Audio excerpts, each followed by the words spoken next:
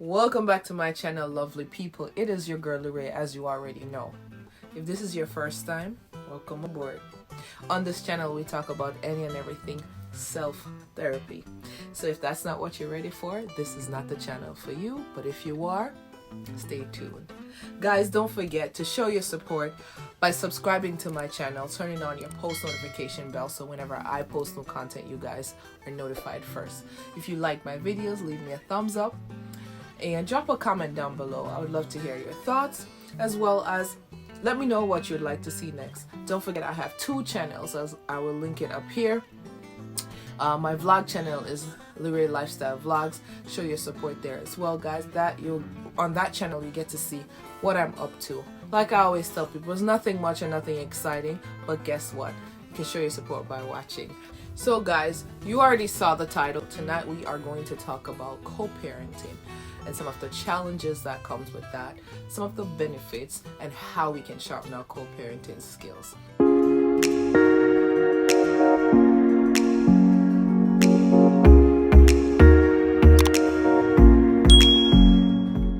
I like to start off with some facts. I'm going to read you the definition by Google. It says the share of duties of raising a child used especially of parents who are separated or are not in a relationship. Right? So guys, you already know. Simplest form, we get it. Sometimes you get into a relationship, doesn't work out, right? By the way, guys, side note, if I use my hands a lot, I speak with my hands a lot, so don't get distracted by that. I'm trying to work on it, but I express myself a lot with my hands, so don't get distracted. But anyway, like I was saying, simplest way of explaining that, we get it. Sometimes we get into relationships, we have a child with a person and it just doesn't work out. That happens all the time, ends up in divorce, or you weren't even in a relationship and bam, here comes a child, right? So people don't generally want to just give up their right of taking care of that child. So what they do is they figure out a way to make that work, and that's what we consider co-parenting. Now we know that it's not always as easy as it sounds, right? Yeah, I know. Speaking from experience, I'm one of those people who had one of those co-parenting relationships. Now, my son is 15 now, and I cannot complain. To be honest, I can't complain and say I had one of the worst situations. Yes, there were times where I wish it would have been smoother, but I mean, it can't be perfect. So, and I think it has a lot to do with the parents, right? Sometimes our egos get in the way. Sometimes person is just not mature enough to deal with that kind of situation. Our natural instinct is to be selfish and defend ourselves. And in the interim of trying to defend ourselves or trying to prove that I'm right and the other person is wrong, we don't realize that it's affecting the child. Sometimes it's hard for us to get out of self and to put the child first. And sometimes our way of putting the child first does not include the other person. And I can tell you this, we are both important pieces of the puzzle, right? Here's why I believe we should talk about co-parenting. And I don't think co-parenting is a conversation that should be had after the fact.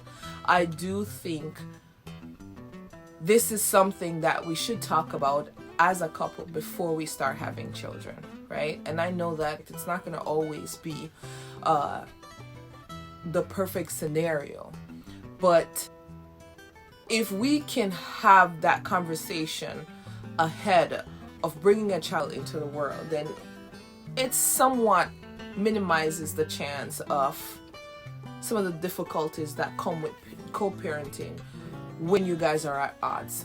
When a split happens between a relationship, people are angry, people are hurt, egos are bruised, and seeing their parents go at odds or feeling neglected from one parent, for whatever the reason, does have some effect on that child.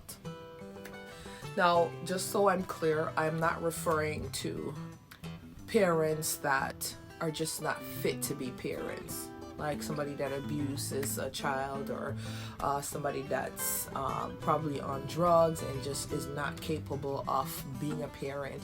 Those things are different. At some point, you have to make a decision for your child and what's best for your child, right? Sometimes that's your way of protecting them. I'm talking about where two parents are well and able and capable of taking care of their child. I'm not talking about just finances either, because that is often used as a shield, and finances it's just not everything to raise your child. While we wish we had the perfect situation with respect to co-parenting, we know and understand that is not always the case, but I urge you, if you end up into a situation where you have to co-parent with another person, do the best that you possibly can to get along and make it work, right? For the sake of your child. Ultimately, it is a child that suffers, and the fact that you both are probably trying to pull back and forth for this kid tells that you both love your child, but the way that you deal with it can be more damaging than effective. Ultimately, when you make a decision as parents, you must think about how that's going to affect your child. Will it be a positive effect or a negative effect, right? A child should never have to choose between their parents. Never. That should never be the responsibility of your child, to have to make a decision on which parent they would like to choose. That's not their responsibility. That is just not right. Okay? At all. On all levels, I just don't think that should be on the child's shoulder. And that is not fair to your child. Just being tugged left to right. That takes a toll on that child. Now, let's talk about where it gets difficult, where one person is trying to make it work. Basically, overcompensating and going above and beyond for the other parent because they don't want it to get into a tug-of-war situation. They don't want it to get into just drama. You understand? So you find that they give up a lot of their rights. They say yes to a lot of things. They do more rather than being met in the middle, because not meeting in the middle could mean we have a problem and now it becomes a war between the two parent, and the child is going to be in the middle.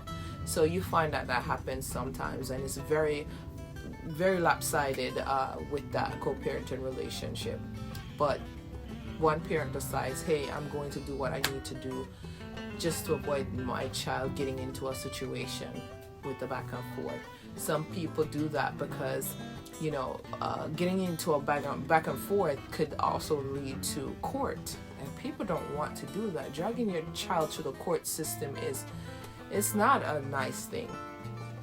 And I do say this to all my parents or anybody that has to deal with this type of situation. Let that be a last resort. If you cannot absolutely try to work it out, or even just get a mediator or a family member, somebody that you both trust to try and work it out, to set a schedule, something.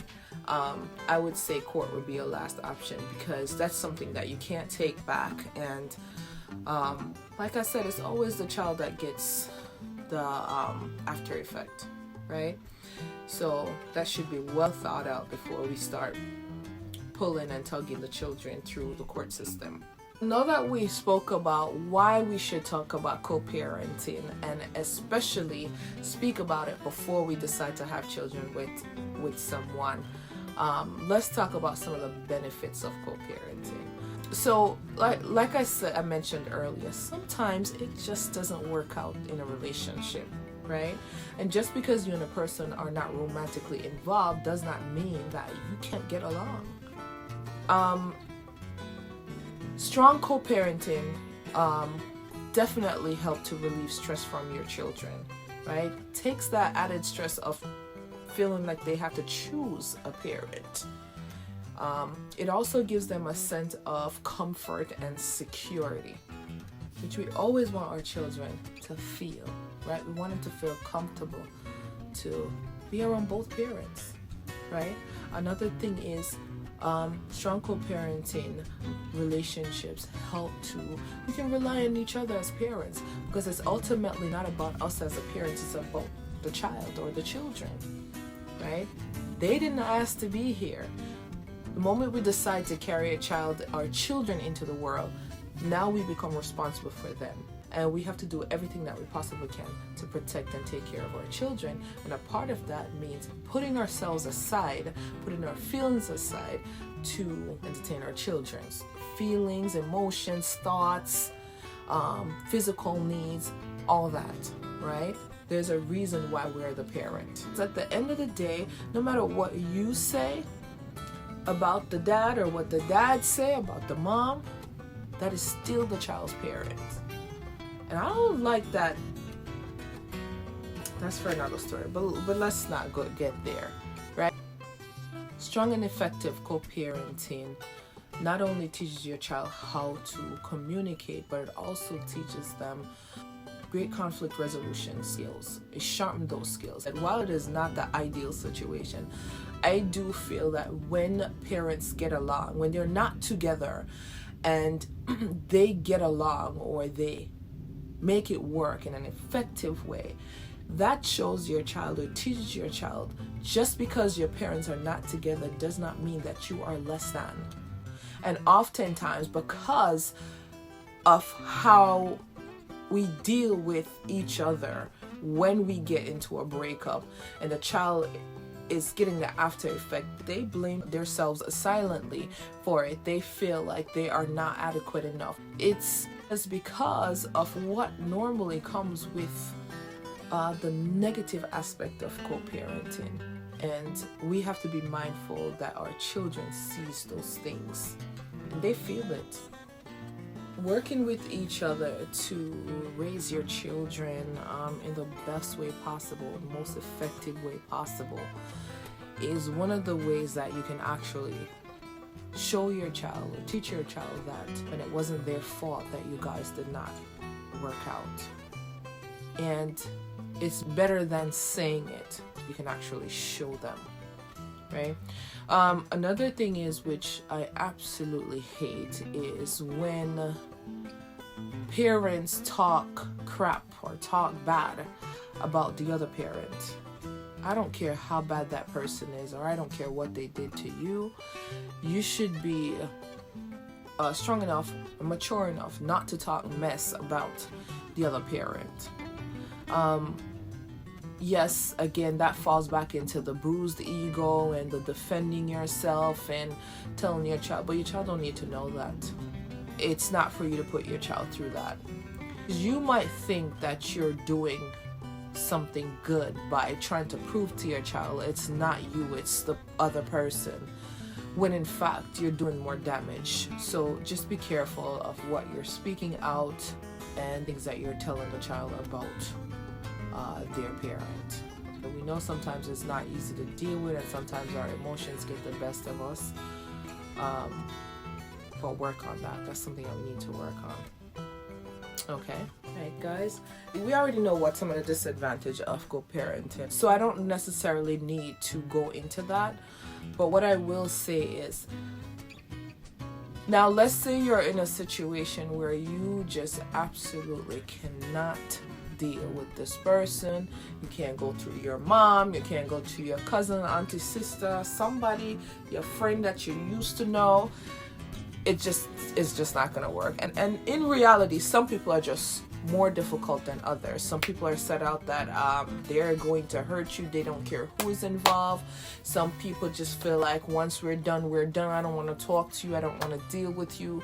Whatever the case might be, you just cannot get through to each other. That simple means co-parent is just not for you, because it is not for everyone. And that's a fact. It's just not for everyone. So what I do suggest in a case like this, then you must go through a third party, right? You get a mediator. You can take the legal route, which, like I said, I hope that is your last resort. But if you must, right? And that's the only way that you guys can come to a resolution and create some kind of solution, then you must let the law decide for you. The one piece of advice that I would give to you is when you go that route, make sure that you are being fair. Make sure that your ask is not one-sided. Make sure it's, it's justifiable and you're not just operating from your hurt or from a selfish place. Because again, ultimately, that only hurts the child. It's not about you two. Both of you could tear each other apart as much as you want. The damage is still going to show on the child. Be fair. Be honest with yourself. Think about the child when you make those decisions. And that's where your thought process is when you go into to try and get a mediator, or you go the legal route, or just in general. Because maybe if you started that way, maybe you won't end up in a legal battle. But always don't get so angry, so blindsided with defending yourself and neglect the needs of the child, right? That is always supposed to be first and foremost. The best interest of the child. Always remember that, right? And I hope that you guys take something from this today. Those of you who are already in a co-parenting situation or trying to be in a co-parent situation, those of you who are planning on having children, this is a conversation that you need to have ahead of time. And while we can't fully control the situation, I do think having these conversations ahead of time does minimize some of those challenges, and at least you have a better understanding of what the other person would want or how. And maybe you'll fight more for your relationship, than just get up and say, oh, I'm a divorce, or I'm leaving, or we're done. Because when a child is involved, it's not as easy, right? Nobody's saying that you must force yourself to be in a relationship with a person that you don't want to be. But if you have respect for each other, even if you don't respect the person, respect the parent, right? At least try to respect the parent. Respect your child enough that you respect their parent. It goes a long way, guys. It really does. You should try it. Okay? So, yeah, guys. So that's all I had today. I hope that you guys enjoyed listening to me rant on about this co-parenting stuff. I'm speaking from experience, and I had a good experience. I can't complain. And I can't imagine going through some of the things that I've seen some people around me went through. But yeah, I hope that you liked what I was talking about. If you do, leave me a thumbs up. Leave me a comment down below, guys. Let me know that you like to hear what I'm talking about, or continue to share your topic ideas with me so that I can talk about them on my channel. Again, don't forget to subscribe to both my channels, this one and Lyrae Lifestyle Vlogs, which is my vlog channel. I will link in here somewhere. That's how you guys show your support for me. I thank you guys again for watching. Don't forget to tell a friend to tell a friend, share and subscribe to my channel, guys. Turn on your post notification bell so whenever I post new content, you guys are notified first. Thank you so much, and with that being said, I am going to love you guys and leave you. Until next time, bye for now.